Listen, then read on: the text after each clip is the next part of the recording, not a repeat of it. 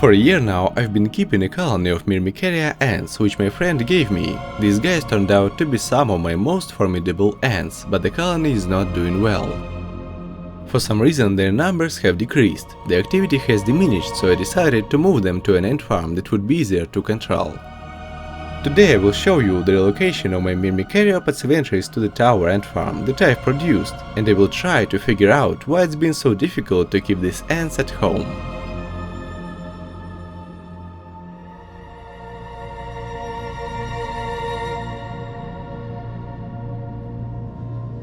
Greetings to all ant keepers on my channel. This is an extra project. Enjoy watching.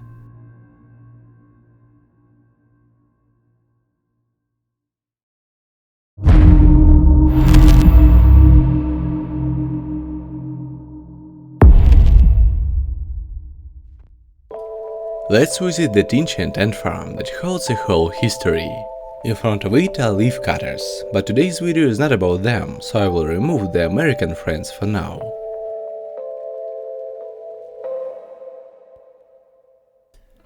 At first glance, the scene hasn't changed since the past year. It's the same dirty farm, with a bunch of ants inside, so many that you can't even see the queen anymore. For convenience, I will move this kingdom onto the table to get a closer look at the colony.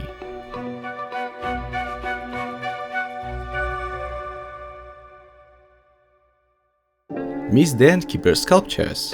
Me too. Today we see this great ant farm for the first and the last time, so remember it in all its glory. This place has been home to a very valuable ant colony for many years, but today everything will change. However, we need to fully understand the situation and come up with a plan first. At a glance, the number of ants hasn't changed in about a year, maybe there are even fewer of them. This is a clear sign that the situation needs to be addressed. Nonetheless, the little ants are active and they have a great potential, we just need to guide them in the right direction. There is reproduction happening. Perfect, that's a sign that the colony is still producing new workers and the queen is alive.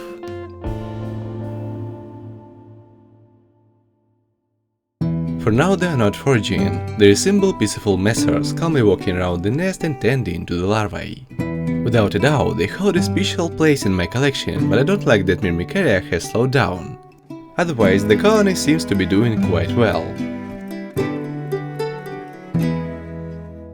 And it turns out the ants have acquired neighbors. These are friendly mites called hypaspis. Their presence indicates that the ant nest is protected and parasitic mites won't appear in it. The hypaspis mites will quickly eat any parasites.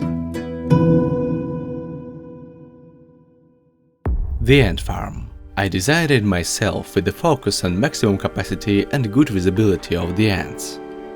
A thick layer of plaster, ventilation, everything is well thought out for maximum convenience. I must say it's not for sale, I just needed an option that meets my requirements and it turned out quite successful. And it's also designed to be modular.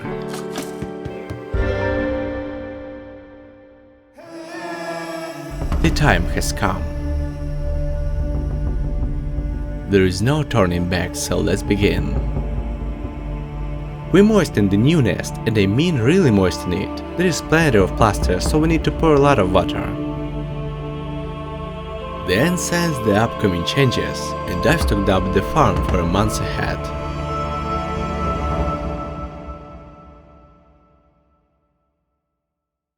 The final stage of Utopia.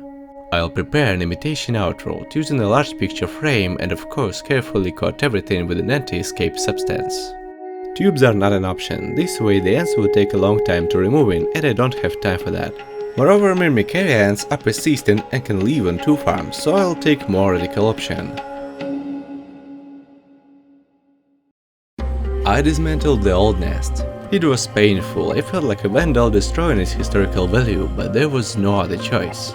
Besides, past Myrmicaria owner glued the farm very successfully, but in the end I still cut all the seams.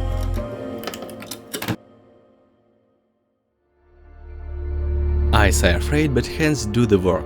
You couldn't say it better. It's a decision I might deeply regret. Throughout the process I expected my love for an ant keeping with these sounds. Ah! Oi, oi, oi, oi.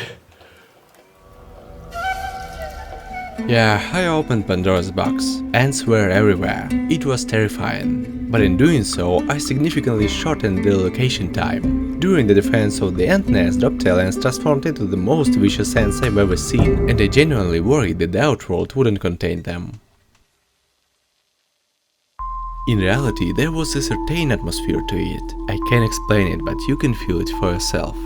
I should also mention that this process was discussed with Valery, the previous owner of these ants, and we agreed that it was the best way.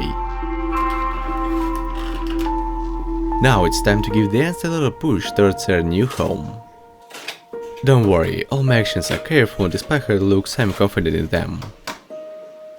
Not a single ant was harmed, but I managed to remove the wall of the old Myrmicarium that was causing a lot of trouble. Then I moved the new nest closer to the old one, so that the ants would explore it faster.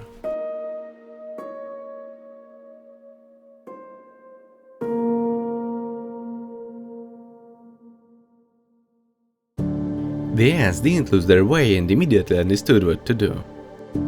The colony is large, so they began exploring the new nest right away, albeit slowly. The ants investigated the lower levels, gradually advancing upward.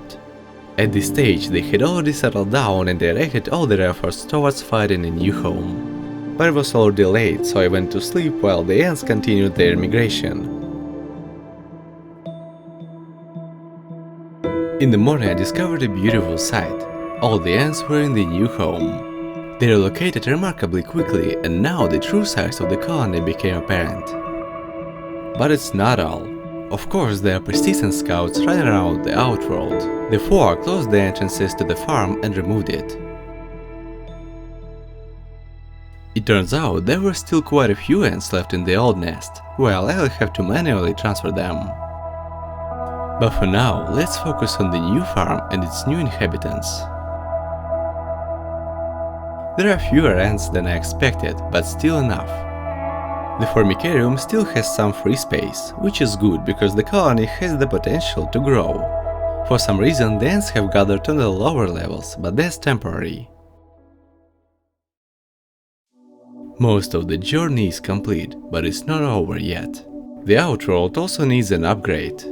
Look at how much debris is on it. All of that needs to be cleaned up and reconnected. I washed the container and now it's as good as new. This time there will be less decoration. The main thing is to not forget to apply anti-escape liquid to the walls, and then I can say the work is done. Due to the different diameters of the openings, I had to connect two tubes into one to ensure stability. And now we connect the outworld to the ant farm.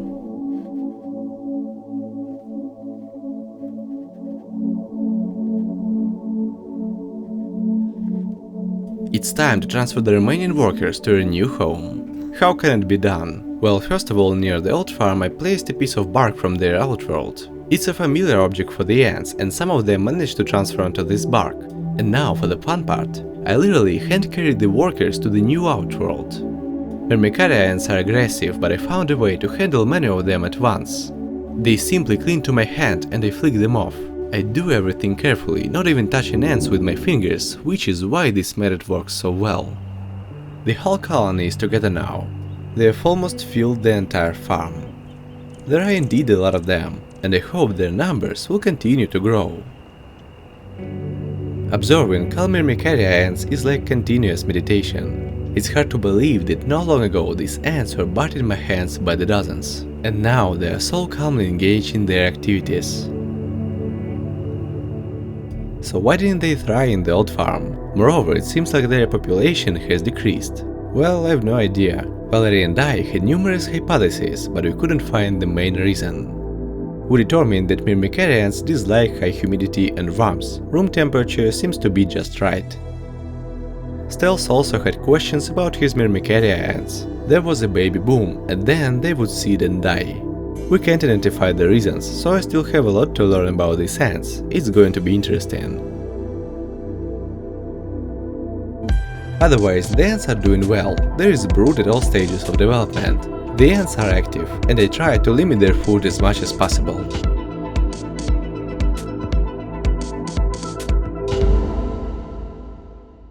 In general, these are not simple ants, and I wouldn't recommend them for beginners. It's difficult to understand the specific conditions that Myrmicaria ants require. Is their development progressing or not? Visually everything looks fine, but I don't understand what's happening internally. The saddest part is that in captivity large colonies of these ants don't exist. This complicates working with them, but for now at least they are not dying. The outworld has transformed, but retained its old style. It still has the same piece of bark and the leaf for feeding. It's convenient to pour syrup there. Usually there aren't many ants in the outworld. They're all busy working inside the ant farm, but as soon as they notice a food source, 100 foragers go out of the farm. The Formicarium turned out to be successful. There are some flaws, but the view is simply stunning. You can see the entire life of these ants. In the old house it was difficult to understand what they were doing, so now it feels like I'm keeping a new species. The brood has increased. It's a very good sign. I hope a new mass generation of Opaciventris is on its way. The queen is always hidden in the shadows, and the ants protect her from any light source, but today she appeared to us to let us know that she is doing well. She is laying eggs and taking care of her colony.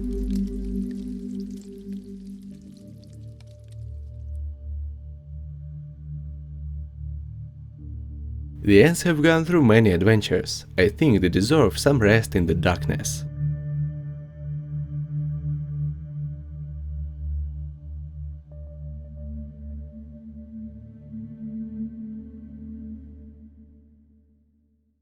Some time has passed. The ants have settled in the new place, but flaws have appeared in the farm. Due to humidity, the front wall has bulged, and the decal retainer used to glue the parts couldn't handle the strain.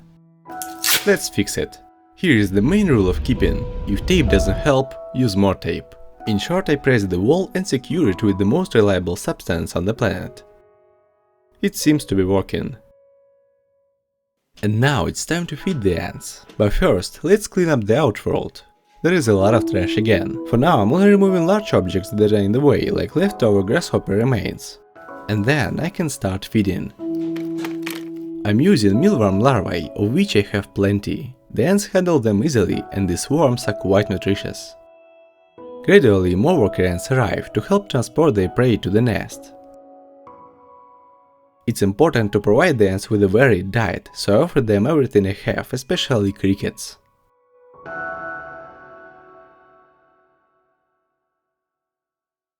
A month later, the situation hasn't changed much.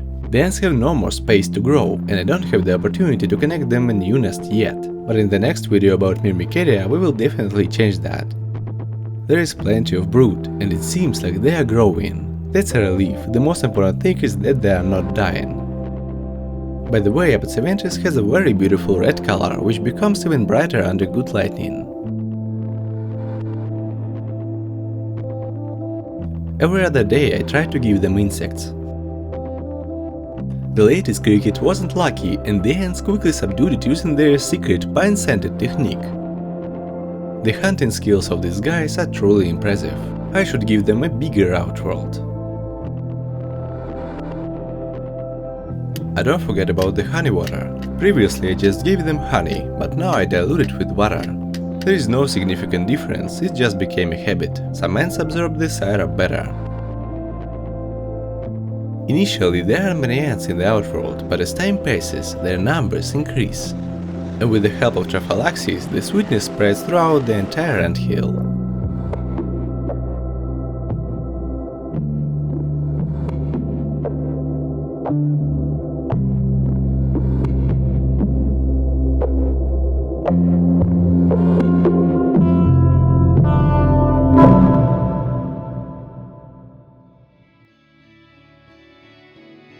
The video turned out to be eventful. I've never had such a massive relocation before.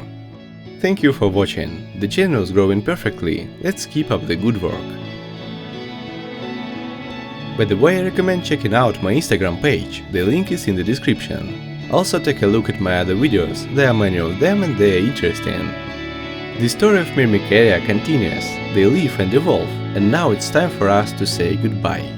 This is an S-Star project. See you!